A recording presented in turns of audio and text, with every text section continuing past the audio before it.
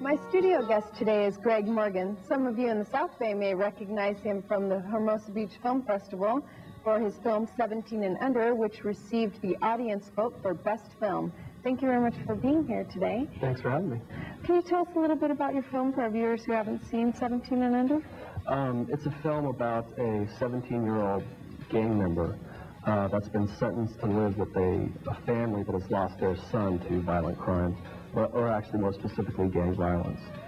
So it has a lot of anti-gang themes and just about dealing with death and how a family does deal with death. Okay, well, we're going to take a look at a clip now. Great. Name? Juan Sanchez.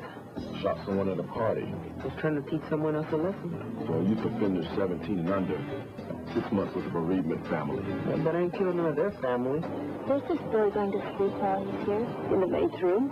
David will want him to stay in his room. Hey, Guapo, where you from? Hey guys, I'm not gang. Once you've been with the family for 6 months, you have to get their signatures on this card. And what if they don't like me? You gotta make them like you. You see, you've got to change. Don't look a cakewalk to me. Let's get a few rules down.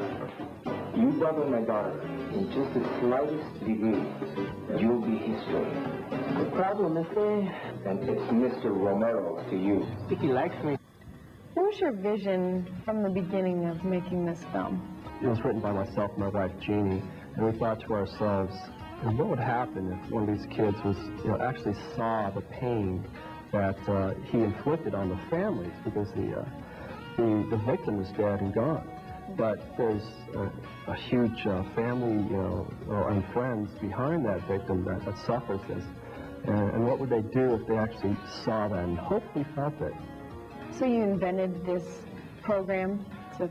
Exactly. Invented the program. We thought, I think it's a pretty unique idea, I thought so. And I thought, well, hey, maybe if someone sees it, they might even consider this in Congress. They've actually, are showing it in some juvenile detention centers here in the state. I'm hoping more people see it, and who knows, this program could be. There's a lot of symbolism in the film. There's different symbolisms for different things. The cross on the lead character, Kate, represents her brother. Like the opening scene where she's in the dirt and she is rubbing herself with the mud and the ashes. Yes, that represents her trying to cleanse herself of the pain. Where did you do the casting for this film? All the casting was done right in my own house, out of my living room, and we had a little, just set up a couple chairs in the dining room so people could sit and wait for their turn to get out there and do their part. And did all the casting out of the Drama Log and Backstage West magazines, which are just free magazines for filmmakers to put their ads in, and people buy them off the newsstands and submit. So that's how we did it. From a director's standpoint, what were some of the most difficult scenes to direct? Love scenes were always the most difficult scenes, I think. And a lot of the very emotional scenes. Those scenes are difficult just in working with the actors.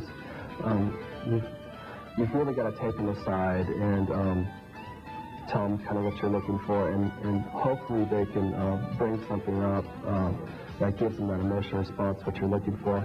And it's hard to correct them too. Like, let's say they're making a slightly, they're just not going the emotional route you want them to, but they still are going an emotional route. So, you have to say, no, that's not kind of let it, the way I'm looking at it, cry this way or something. So it's kind of hard. Did you run into any major problems while filming? We ran into every single major problem that you can think of while shooting an independent film. The angry neighbor, the police coming by when we didn't have permits. We had it all. You always try to head them off by offering the angry neighbor food, or come on in and take a look and watch. And the police, we actually convinced them, because we said we had an actual police officer that was acting in our film. And our film was an anti-gang theme. So actually, I'm not going to tell what police department it was, but they said, have a nice day, and they drove off, and I thought that was very nice.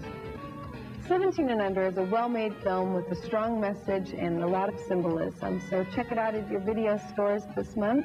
And thank you very much for being here in the studio with us today. Thanks for having me. I wish you lots of luck in the future. Thanks.